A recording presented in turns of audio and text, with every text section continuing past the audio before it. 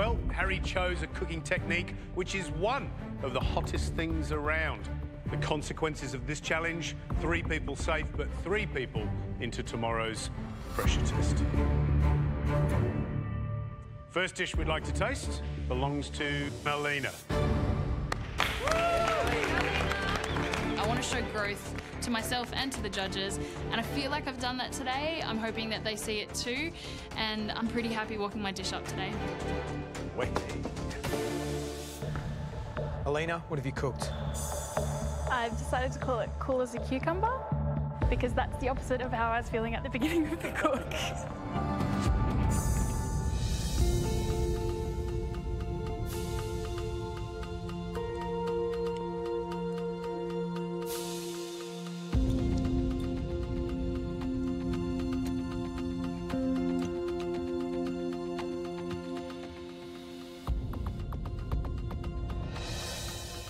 I love it.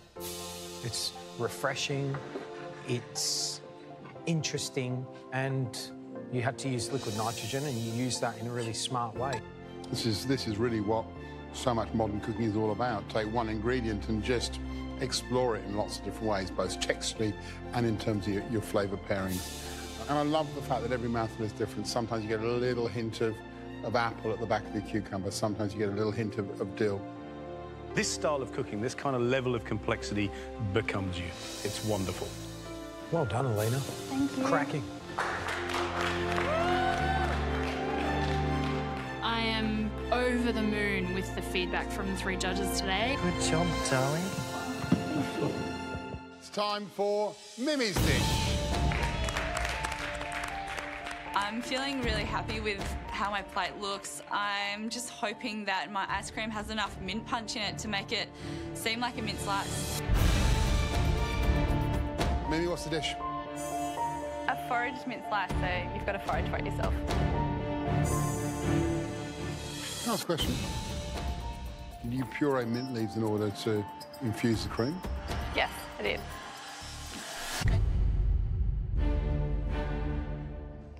Matt's questioned the technique that I've used to infuse the mint, and now I'm really worried.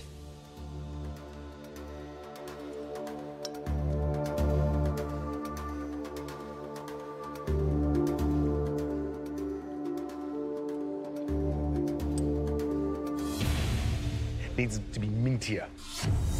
You know, like more obviously like, boom, mint. It's a weird thing I find with mint. If you puree it, it turns dark and bitter, and you lose that real freshness of mint. And for me, that lets down what could be, in the future, a really brilliant signature dish. I love the idea. I love how thin and crisp that chocolate dome is. Conceptually, fantastic. Great idea, cracking idea. It needs tweaking. The judges really like the look and the concept, but they're not mad on the flavours. I'm just hoping I'm not in the bottom 3. Trent, your turn. I know that my cake and my pineapple are really sweet, but I just really hope there's enough spice in this ice cream to really balance out that sweetness. Trent, what's the dish? It's a 3-milk coconut cake with CONFIT pineapple and 5-spice ice cream. Ah, see, that's interesting. You know, I'm hoping that's going to taste great. Me too.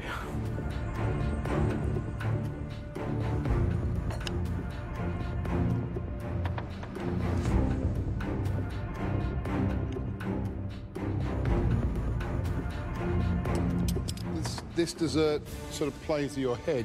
The cake tastes 1960s Australian country. I think you're then looking for an ice cream that's really sweet, and it's just not there. For me, it's not quite right. There's something that I don't quite get about it. And that doesn't mean that the ice cream's not right, because the texture of the ice cream is fantastic. The texture of the sponge is fantastic. It's soft, and, you know, the cream, you know, it's all very edible. Unfortunately, for me, that strong 5-spice flavour just does not go with the coconut and pineapple. When it comes down to pressure into the bottom 3, I'm applying it. Yeah. Thanks. Next up, Elise.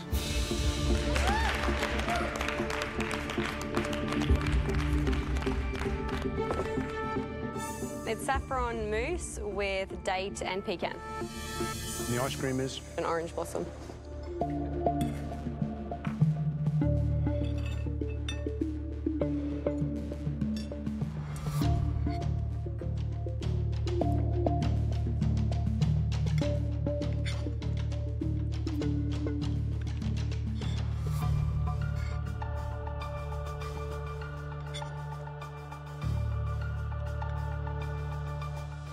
The dessert's delicious. I love that combination of saffron, of orange blossom, of date. You know, they remind me of Christmas flavours for me, and I love that.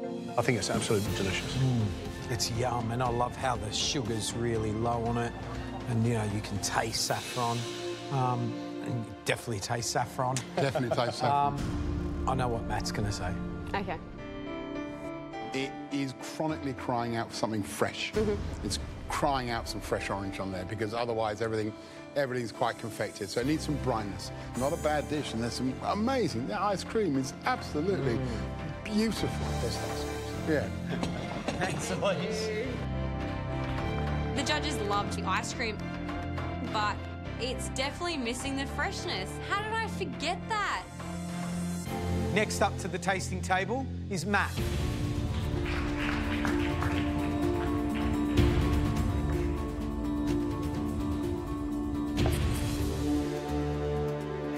Matt, what have you cooked? It's a raspberry and rosemary frangipane with raspberry curds and frozen coconut mousse.